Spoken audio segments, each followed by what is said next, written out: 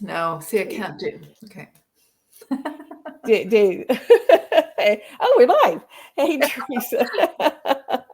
So, hey, everybody. So, I am here with our cousin, Teresa Wiedrick. So, for those of you guys who don't know our Seven Sisters cousins, I'll put links in the comments after we get through, as we have a group of very, very special folks that we love dearly, who we've just kind of made our cousins. And Teresa, with Homeschool Mama self-care stuff, is one of our favorite cousins. So Teresa, thanks for joining us today. Always. It is a pleasure. Yeah. Find any reason to hang out. Yeah. We have fun just hanging out, various random reasons. So so one of the things Teresa's been doing over at her Facebook group and on her Patreon page is talking about Homeschool Mama self-care, and especially I really appreciate the conversation she's been having about Harmonious homeschools, because it's October now and you get past the honeymoon phase. So gosh, my adult daughter's name is Harmony. Isn't that cute? That's a wonderful name. Yeah. So thanks for joining us. Yeah. So anyway, so we all around October need to go like, okay, let's recalibrate. Let's find our chill. So Teresa, if we were going to share a few tips for a more harmonious homeschool, where would you start? Always start with you, how you are emotionally regulating yourself. Yeah. Because our tendency is to want to teach our children how to engage whatever challenges they have and do it with a certain kind of patience and excitement about everything that we offer them. And that's just not a reality.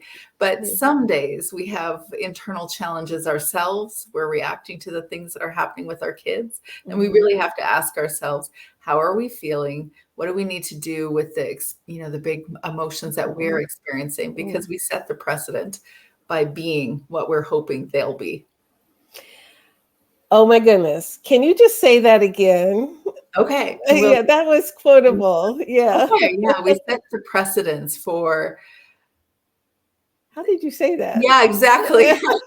It was like how we wanted them to, us being what we want them to be. Yeah, we set the precedence by being what we want them to be. Yeah. And we are the ones that are helping them to emotionally regulate, whether we are having amazing days or not. I mean, we're humans, so we're not always going to. Right. But our goal is to do that, and then they are more likely to follow. And that it is true, as parents, we have so much, whether we ask for it or not, the power to set the role modeling and atmosphere. Yes. And so to know where we're at and manage that. And it's a big thing, isn't it? Yeah. So Teresa, all right, tell everybody, how many kids have you got? 4 kids. Yeah. All right. 3 are grown up and 1 is at home. And so did you ever have a year where you were homeschooling all 4 at the same time? Oh yeah, most of my years. It's I know, really right? weird. Right? Yeah, it's really weird not doing it. When people ask me, what's your homeschool year like? And I'm like, well, that depends on who I'm homeschooling or what's going on. Yeah. So think about when you had all 4. Yeah. And it was like October-ish and with all 4. Yeah. How would you catch yourself? Like, what would you do to watch where you were at? Well, it took me. I mean, I have more stories I can think of so many stories where I didn't. And because I've had so many moments over and over and over, I finally hit a wall in about the 3rd year where I was like, okay, either I just gotta send everybody to school, which I don't really think is the solution. But that's what I was thinking, is send everybody to school or else figure out how to deal with stuff in here. And that moment began a series of smaller moments where I started to unravel what was going on in here. But one of the things that I know I've learned to address over and over is, and continue to, even when I don't have kids around me all the time, is my unrealistic expectations. And the first thing is actually to get clear on what are they.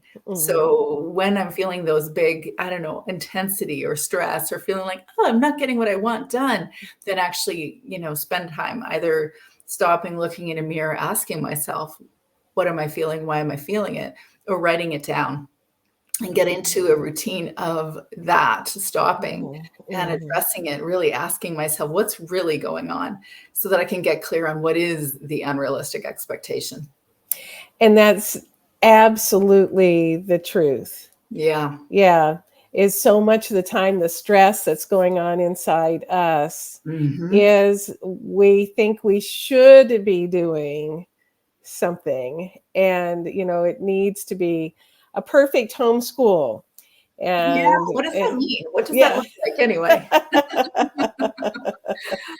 Yeah, I was watching a reel or a story, something you did today about the mantras for homeschool moms. Right. So realistic expectations. Can you remember what you had on that? Like a mile long. I really, really mean it. Yeah. I came into the mothering realm and the homeschool realm with this notion of I will create my perfect life because I didn't have an easy childhood. And so then I thought, well, I've read all the parenting books. Now I'm going to parent perfectly. And then I'm going to homeschool even like this perfect life with an even better than a private school or private education environment. So I had really unrealistic expectations. And it was more than anyone, I think I was surprised that I'm looking in the mirror going, so it turns out you're not going to be able to buck being human as a mother. And there's a few things you're going to have to address in here. Okay. So if you were asking me to be tangible, I'd say from 8 to 3 every day, I expected that we were doing activities, like some sort of educational activities, and it should go seamlessly. Absolutely. Yeah. Everybody should be happy. I won't get impatient. No, I don't know why I thought that, because I was impatient before parenting. And there won't be a moment where, I don't know, there won't be a moment where it feels like we're not doing enough. And I see that or hear that in a lot of moms, but there's always not sure it's enough. And I always had that feeling of it's not enough. I won't get it all done. And I was right. We didn't get everything done. Yeah, I remember one year when I first met our seventh sister, Marilyn. So we're talking like our beginning of our homeschool journey. So almost 30 years ago, maybe it was 30. It was a long time. They were dinosaurs still. And I remember her saying, you don't have to do the whole book. And I said, like, what? Yes. And her ability to quickly say, this is realistic, this is what we're doing, and she was not concerned about it at all. For me, I had this idea that we should look like the cover of the Teaching Home. Do you remember that magazine? No, but I know what it was on Instagram. Yeah, it always looked like a Norman Rockwell picture, only it was a photograph of the perfect homeschool family having a perfect homeschool day. They're sitting around the table with their books open and all the children are smiling and the mother is angelic and the father's looking approvingly at everyone. Yes. And like my kids were all over the house and somebody saying, I hate math, and somebody was and moldy stuff was growing on the kitchen counter and you weren't sure if it was old food or somebody's science experiment. And so we would have never made the cover of the Teaching Home, that's for sure. Ditto. So one thing you learned then was to recognize there's not going to be a perfect homeschool, and so to allow imperfection. Yeah, and that really has been like a repeated step-by-step thing. And I can't even say that I could look back and say exactly what shifted, except like acceptance of reality in life. And seeing that, like, for instance, your kids, you have this also Norman Rockwell idea of what children will be like. And then you have yours and you go, wait, what? Yes. Yeah. Like we bring these humans into the world and we want them to be having a perfect childhood and perfect adolescence, which means they need to behave perfectly all the time. And so do we. Yes. And then it doesn't quite happen like that. Yes. Yeah. So I really appreciate how you mentioned kind of just like looking in the mirror and taking stock of, okay, what am I feeling right now? And maybe what's going on is I have this picture in my head that would be really nice, So sometimes I give myself permission to tell God how he should do this. Oh yeah, bring it. Yeah, like, Yeah, would I've you been there a please million run the times. universe? I'm just telling you how to do it. Just a And couple minutes, like just a mhm, couple weeks. I can yeah, just figure it for 2 weeks. yeah, Yeah, and I mean, really only over the course of the last number of months have I begun to understand that the things that are not happening the way that you want to on a really big scale in life or in a really small moment to moment thing in homeschooling. If you can look at that instead of saying, that's not the way that I wanted it, it's not hopeful, happy, positive, it might not be in the moment, but it could become something hopeful and have possibility. And I really like that word of possibility. And yeah, I speak this because sometimes I just want to hear it, but also yeah. because I've seen it actually happen where the things that you think there's no way something hopeful or good could come out of this, and then it does. Yeah, so when we have it figured out how it should be and it won't be, Yeah. sometimes God's still at work and Yeah. something hopeful does happen out of that. Yeah. And that takes a lot of trust. Yeah, it does. And trusting the process, trusting there's a God who cares, and Yeah. knowing we've got these humans and we're human. Yeah. Yeah. I know, and now to take it into a lighter space, but I also Yes. know that unschooling, or not unschooling, but deschooling our unhelpful, schoolish mindsets, just like you said, Mm, that Norman Rockwell kind of mhm, energy of what it's mhm. supposed to look like and what I'm supposed to include and how we're Yeah. supposed to do it, and Yeah. leaning into how it actually looks and how people actually learn and whether we actually really like doing certain things with our kids Mhm. and embracing that. You know what? You got so many quotables in this one today. So Great. yeah. So did I hear you say, so you were beginning as a younger homeschool mom, then you started noticing your kids were different and what they loved and Very how they different. loved to learn and how you enjoyed what was important and enjoyable to you. Absolutely. Yeah, I mean, Yeah.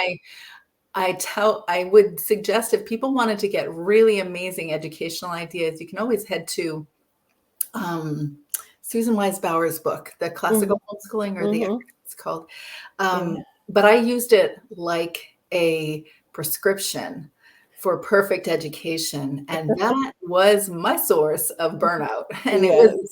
a beautiful opportunity for many different, like, ways of learning or learning about Mhm. learning, but at the Mhm. end, probably by the 3rd year, that's when I did bring my daughter, my oldest daughter, to a Starbucks, and I said, "Okay, that's it. We are unschooling," because 'cause I'd fallen in love with John Taylor Yeah. Gatto and John Uh-huh. Holt. That lasted for 6 months, but I still my intention was like, "Okay, we're gonna do this," because I could see she really didn't like how I was approaching things, Yeah.